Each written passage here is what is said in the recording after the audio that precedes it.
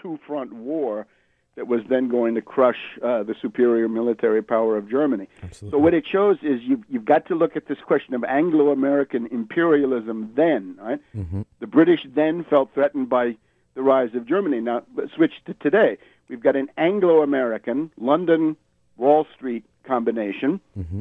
and they feel very threatened by many things, right? They're part by their own, principally by their own economic decadence, right? By the $2 quadrillion of bankrupt and kited derivatives that continue to clog the New York and London banking systems, right? The headline, the cover story of the London Economist this week is that the U.S.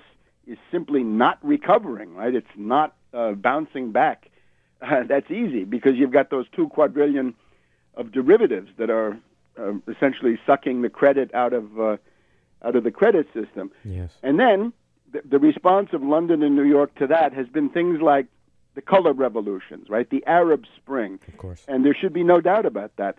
Those are attempts to destroy nation states, to take nation states such as Mubarak's Egypt or Gaddafi's Libya or Assad's Syria, and to simply wreck them, to break them up, to smash them into mini-states, micro-states, failed states, rump states, warlords, and so on down the line. And ultimately, you keep going with that policy, right? You try to take it from the Middle East, where it worked in Libya, to be sure, right? Absolute chaos, right? The U.S. is fleeing as of today. Egypt, there is a strong Nasserist establishment which is now in a backlash mode, and it's attempting to safeguard the survival of Egypt. And I hope that General Sisi succeeds because I think he's one of the most positive things that's come on the scene. Assad in Syria has also proven much more difficult to defeat, and they've decided to expand that conflict into Iraq with this so-called ISIS, right? Yes. ISIS being a creation of U.S., Britain, France, NATO, paid for by the Saudis. Sounds significantly like Cobra, if you ask me.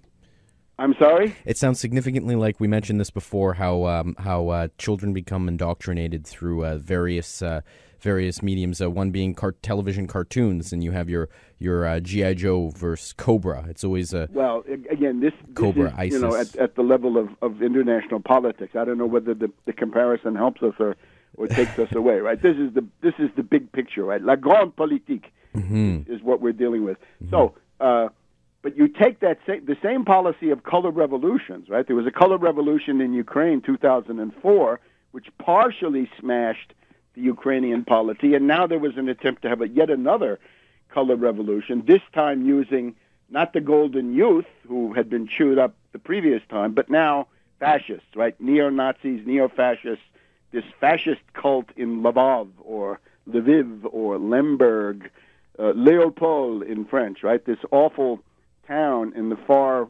west of Ukraine, which is the center of this, again, revanchist thinking, right? Hatred of Russia, hatred of the Soviet Union, nostalgia for Hitler. And at a certain point, by pushing that